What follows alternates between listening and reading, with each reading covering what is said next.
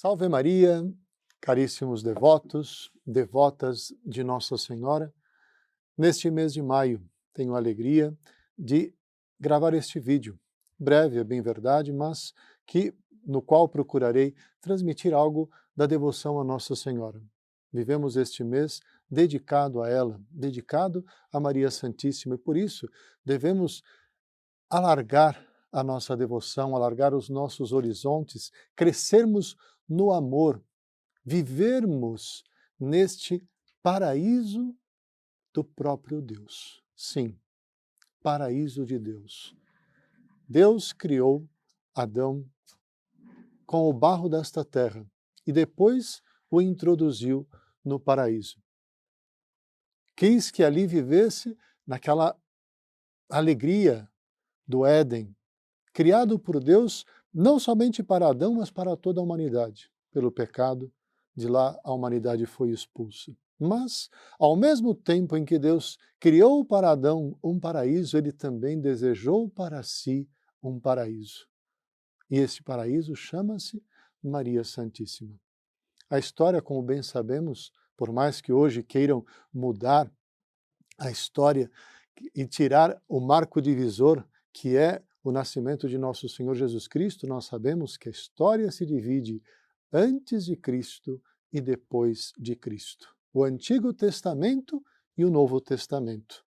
O que era o mundo antes da redenção? O que era o mundo antes de Jesus deixar a sua igreja? O que era o mundo sem os sacramentos? Sem a possibilidade de nós, por exemplo, obtermos o perdão através do sacramento da confissão, da penitência.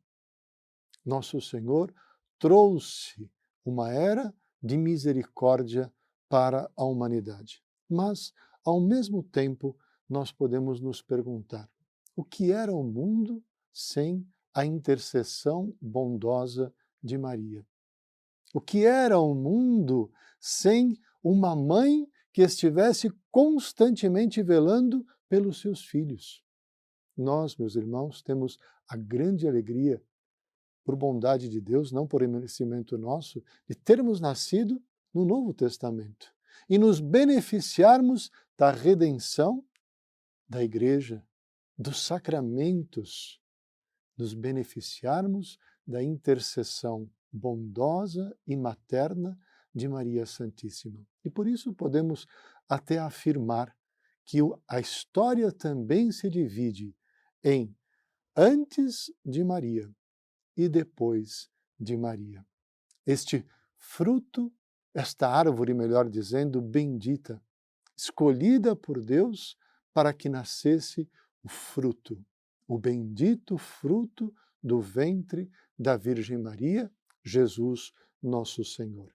Esta árvore que não se apropria em nada daquilo que lhe é devotado. Pelo contrário, ela volta-se constantemente para o fruto do seu ventre, para Jesus, nosso Senhor, e a Ele entrega tudo aquilo que nós a ela entregamos. É a árvore que reverencia o próprio fruto. E por isso, de modo muito marcante neste mês de maio, nós somos convidados a crescer na devoção, no amor a Maria Santíssima.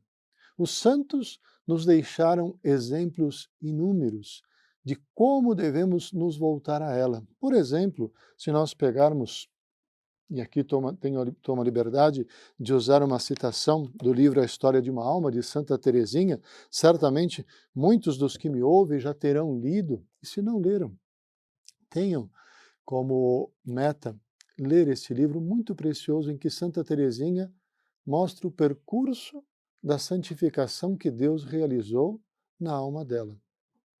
Um percurso simples, numa via pequena, ao alcance de todos nós. Mas, seja na grande via dos místicos, seja na pequena via da santidade alcançada nas pequenas coisas, sempre, sempre nós encontraremos na vida dos santos a presença de Maria Santíssima, a devoção a Nossa Senhora. No caso de Santa Teresinha, existia na casa dela uma imagem aonde ela vira muitas vezes a mãe, hoje Santa Zélia, canonizada, juntamente com seu esposo, São Luís Martin, a primeira canonização da história em que a Igreja canoniza um casal ao mesmo tempo, os pais de Santa Teresinha. E eles muitas vezes se dirigiam a Maria Santíssima rezando diante desta imagem. Ali mesmo, Santa Zélia ouvira Nossa Senhora falar-lhe em um momento de dor. Eles tiveram vários filhos. 5 sobreviveram. As 5 meninas. Um dos filhos, uma filha, que veio a falecer ainda pequena, foi para Santa Zélia causa de dor por muitos aspectos, entre eles porque, em determinado momento, a criança ainda muito pequena dissera uma mentira. Fora repreendida pela mãe, corrigida, mas a mãe não a levara para se confessar. Era uma criança pequena, mas vejam o zelo desta mãe. E a pequena Helena veio a falecer. A mãe aflita vai diante desta imagem aonde tantas vezes rezara pedindo a intercessão de Nossa Senhora. E ali pede a Maria Santíssima que interceda pela salvação da filha, para que ela não precisasse passar pelo purgatório por ter dito aquela pequena mentira. Vejam como esta mãe via com seriedade a vida. E ela, junto à imagem de Nossa Senhora, ouve a voz de Maria Santíssima lhe dizer: não se preocupe, ela está ao meu lado. A intercessão de Nossa Senhora já obtivera que aquela pequena criança estivesse no céu ao lado dela. E Santa Teresinha, em determinado momento da infância, caminhando já para a pré-adolescência, com seus 10 anos, passa por uma prova muito grande, um problema de saúde. Algo que os médicos não conseguiam identificar e por muito tempo padeceu Santa Teresinha deste problema. Em determinado momento, ela se dirige a Nossa Senhora rezando diante desta mesma imagem. E aqui tomo as palavras de Santa Teresinha. Por não encontrar nenhuma ajuda na terra, ela fala de si mesma dizendo: a coitada da Teresinha também se voltara para a sua mãe, a mãe do céu, suplicando-lhe de todo o coração, tivesse, enfim, piedade dela, para que a curasse daquela enfermidade. Ela que já tinha na alma o desejo de entrar para o Carmelo, como as irmãs, 2 das irmãs já tinham entrado, e ela tinha também esse desejo. De repente, a Santíssima Virgem me apareceu, palavras de Santa Teresinha, me apareceu bela, tão bela como nunca tinha visto nada tão formoso. O rosto irradiava inefável bondade e ternura, mas o que me calou no fundo da alma foi aqui palavras textuais dela, o empolgante sorriso da Santíssima Virgem. Nossa Senhora que sorri para aquela menina que na aflição busca a sua intercessão.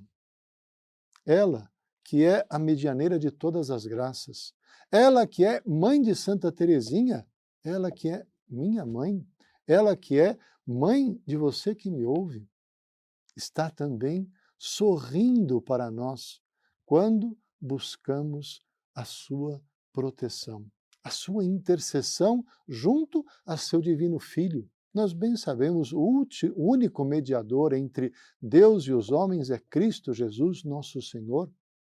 A Igreja Católica nunca colocou dúvidas com relação a isso, nunca foi contra esta palavra que nós encontramos em São Paulo.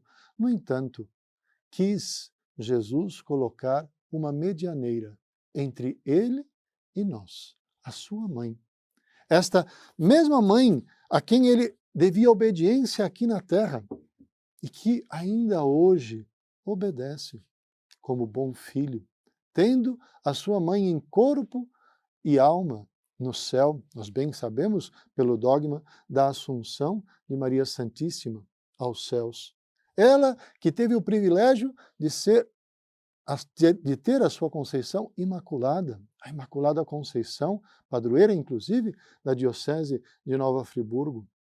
Ela que teve o privilégio de ser a mãe do próprio Deus. No entanto, muito maior do que todos esses privilégios, o que fez com que Deus olhasse para ela como sendo o seu paraíso é que nela sempre encontrou aquela que de modo perfeito realizou a sua vontade. E que para nós é um exemplo a ser seguido e imitado.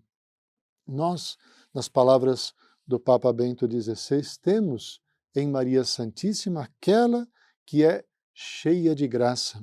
És tu, Maria, diz ainda o Santo Padre, repleta do amor divino desde o primeiro momento da tua existência, providencialmente predestinada para ser a mãe do Redentor e intimamente associada a ele no mistério da salvação.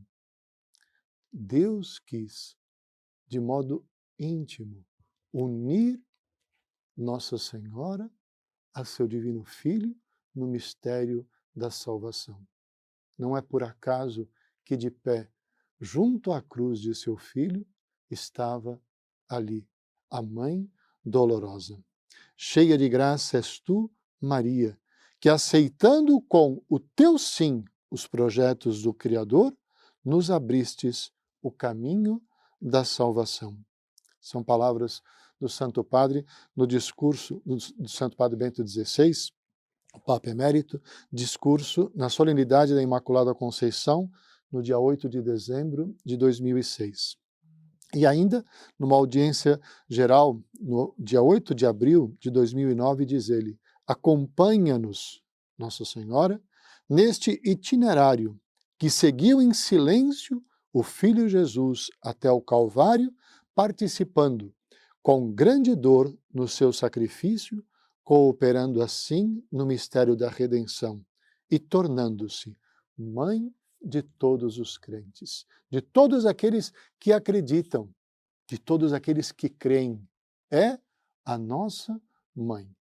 Mãe que dirige-se a seus filhos de muitos modos, falando no nosso interior quando a ela nos dirigimos numa oração, sorrindo para nós, como falava há pouco com Santa Teresinha, por vezes dirigindo-se aos seus filhos em uma aparição, através de uma imagem. Nós temos aqui no nosso Brasil Nossa Senhora Aparecida, a imagem encontrada no Rio Paraíba no ano de 1717.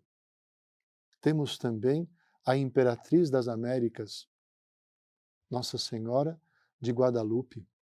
Nós vamos, neste ano, completar 490 anos do dia em que Nossa Senhora quis marcar a sua presença na tilma, no manto daquele índio, hoje canonizado, São João Diego.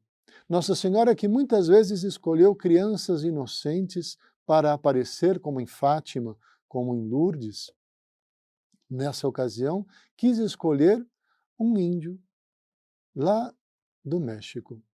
Um índio que, com seus 57 anos, recebe esta aparição de Nossa Senhora, para levar uma mensagem ao bispo de que deveria construir uma igreja em honra a ela. Como provar que, de fato, Nossa Senhora estava ali aparecendo?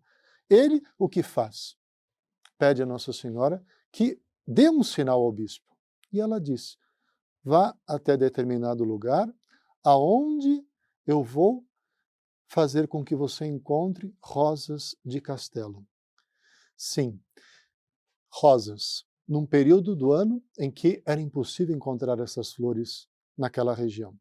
No entanto, ele colhe aquelas flores, leva até o bispo na presença de muitas outras pessoas e, como muitos de vocês já conhecem, quando ele abre o manto, aquela tilma feita de fibras de cactos, de algo como semelhante ao abacaxi, uma tilma rude, as rosas caem e, no seu manto, de modo milagroso, a imagem de Nossa Senhora que aparecera diante dele se fixa. E ali está, há 490 anos. Com características todas peculiares, pois imaginem um manto que mantém a temperatura do corpo humano.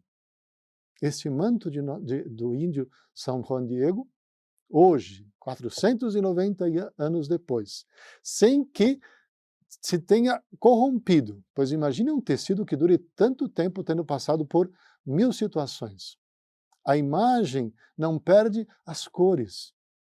Nos olhos de Nossa Senhora, de modo extraordinário, ampliados esses olhos, se encontra a cena que se passou diante dela no momento em que o índio abre justamente a sua tilma, e todos aqueles que estavam ali, o bispo e outras pessoas que estavam diante de São Juan Diego, estão refletidos nos olhos da Santíssima Virgem.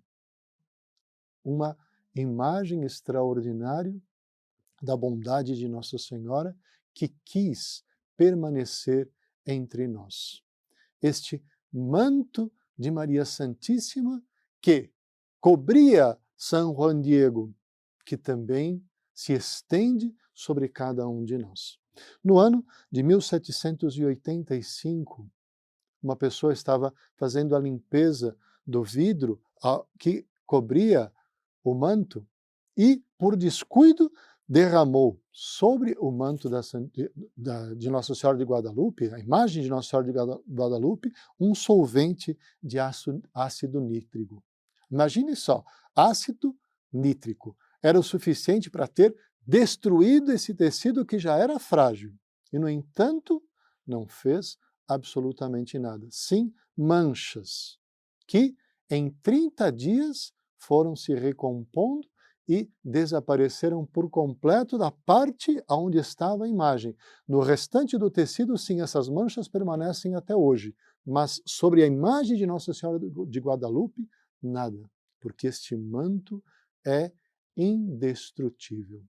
Há 100 anos atrás, no ano de 1921, exatos 100 anos, um homem com ódio à fé se apresenta diante do quadro de Nossa Senhora de Guadalupe, do manto do índio São Juan Diego, levando um arranjo de flores, com má intenção. Dentro deste arranjo de flores, ele tinha colocado nada mais, nada menos do que 29 cargas de dinamite, que explodiram logo depois da saída dele.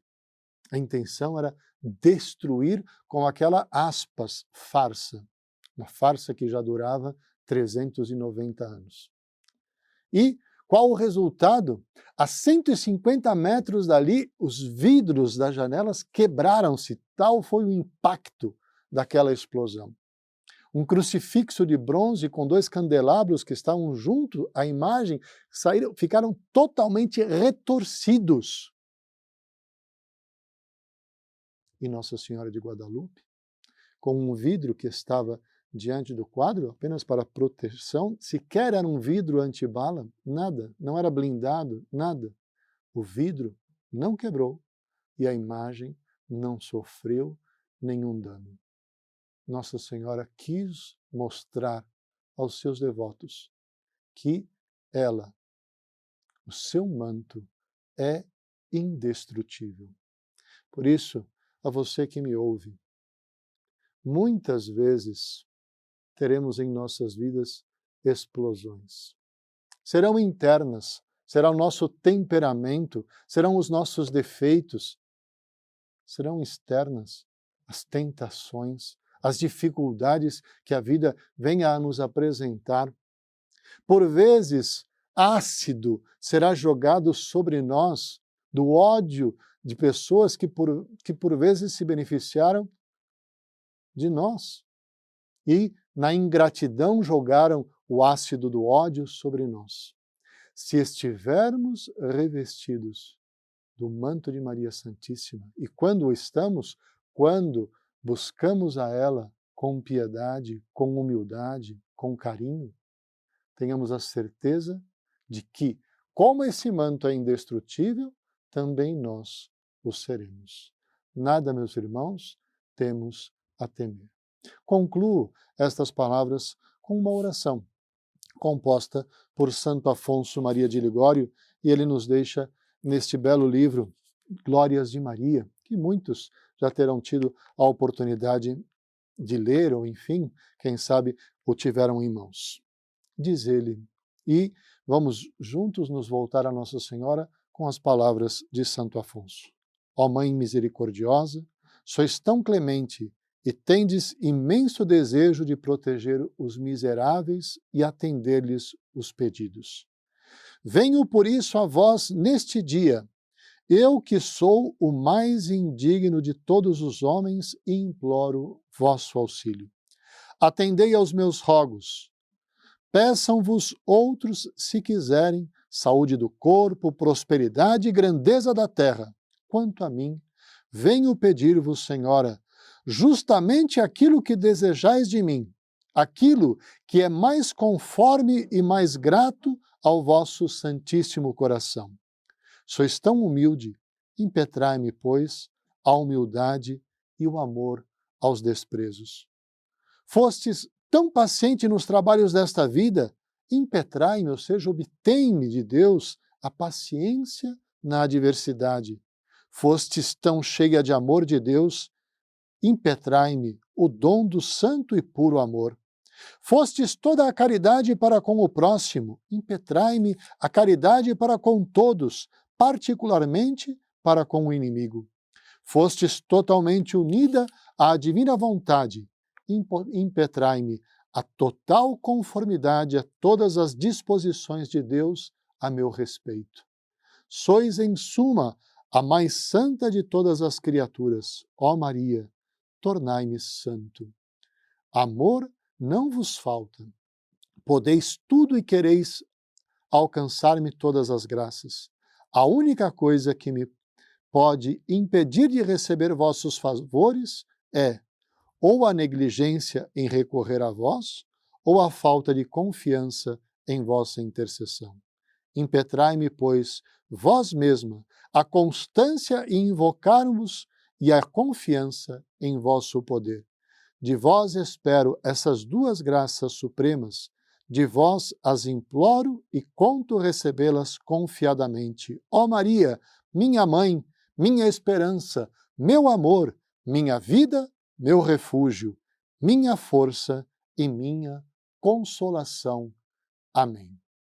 Caríssimos devotos, devotas de Maria Santíssima, peçamos também neste mês de maio que este manto indestrutível de Nossa Senhora nos cubra e tenhamos em relação a ela esta confiança inabalável, esta certeza de que, unidos a ela, nada temos a temer.